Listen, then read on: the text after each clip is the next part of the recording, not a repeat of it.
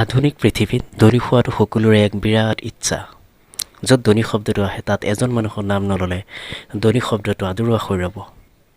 সেইজন হৈছে আমাৰ সকলোৰে চিনাকি গুজৰাটী ব্যৱসায়ী মুকেশ আম্বানী।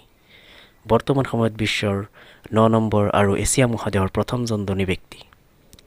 বহুত সাধাৰণ ব্যক্তিত্বৰ মুকেশ আম্বানীয়ে নিজৰ ৰিলায়েন্স কোম্পানীৰ জৰিয়তে নিজৰ আমিৰি মুখাটোক আকাশচুম্বী কৰিছে। সেইকাৰণেই চাগে এটা প্ৰশ্নই আমাৰ মগজুত বৰকৈ আমনি কৰে যে মুকেশ আম্বানী ধনী হোৱাৰ ৰাজ কি। তেন্তে বলক আজিৰ ভিডিঅ'টোত তাৰেই আলোচনা কৰোঁ।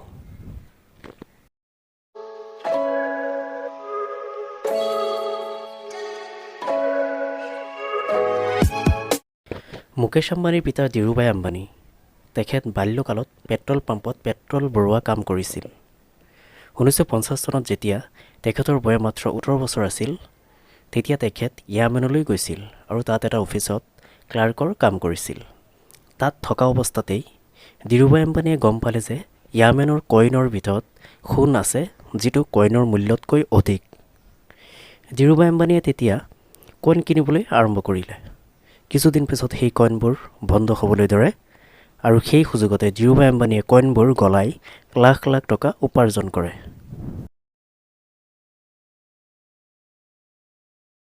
য়ামেনত 1957 চনত মুকেশ আম্বানীৰ জন্ম হয়।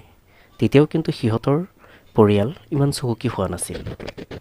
সেই সময়ত ধীৰুভাই আম্বানীয়ে ব্যৱসায় আৰম্ভ কৰিবলৈ মন মেলিলে আৰু নিজ দেশলৈ উভতি আহিলে। ভাৰতলৈ আহি ধীৰুভাই আম্বানীয়ে কাপোৰ আৰু মছলাৰ ব্যৱসায় আৰম্ভ কৰিলে আৰু পিছলৈ বিমল নামৰ কাপোৰ ফেক্টৰীটো ডাঙৰ ব্ৰেণ্ডলৈ পৰিণত হয়। এইফালে মুকেশ আম্বানীয়ে স্নাতক ডিগ্ৰী সম্পূৰ্ণ কৰি MBA কৰিবলৈ আমেৰিকাৰ ষ্টেনফৰ্ড ইউনিভাৰ্চিটিলৈ যায়। কিন্তু MBA সম্পূৰ্ণ নকৰি ঘৰলৈ উভতি আহিব লগা হয়। মুকেশ আম্বানী আমেৰিকাৰ পৰা আহি দেউতাকে নতুনকৈ আৰম্ভ কৰা পলিষ্টাৰ ফিলামেণ্ট কোম্পানীত কাম কৰিবলৈ আৰম্ভ কৰে। কিছুদিন কাম কৰাৰ পিছত ধীৰুভাই আম্বানীয়ে মুকেশ আম্বানীক নিজৰ স্বাধীনতাত কাম কৰিবলৈ সম্পূৰ্ণ অনুমতি প্ৰদান কৰে। মুকেশ আম্বানী একাগ্ৰতাৰে কাম কৰাৰ ফাইদা ৰিলায়েন্স কোম্পানীয়ে লাভ কৰে। কিছুদিন পিছত মুকেশ আম্বানীয়ে নতুন পৰিকল্পনা হাতত লয়, যাৰ ফলত ৰিলায়েন্স কোম্পানী অগ্ৰসৰ হ'বলৈ ধৰে। 1951 চনত পেট্ৰকেমিকেলছ প্ৰকল্প, 1995 চনত ৰিলায়েন্স টেলিকম আৰম্ভ কৰে। 1998 চনত মানুহৰ প্ৰয়োজন অনুসৰি LPGৰ কাম আৰম্ভ কৰে আৰু ৰিলায়েন্স গেছৰ নামৰ কোম্পানী বনায়।